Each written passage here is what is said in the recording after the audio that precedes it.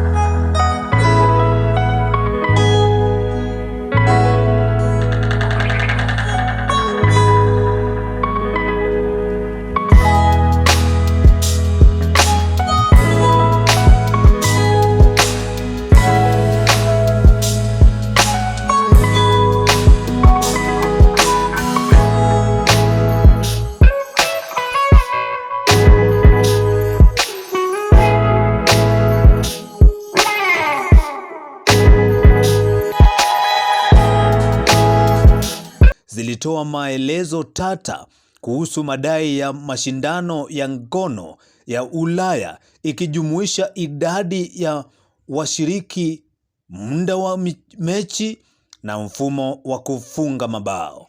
Taarifa hizi zilidai kuwa watu 20 tayari walijiandikisha kwa ajili ya mchuano huyo, wakijihusisha na mapenzi katika fani mbalimbali.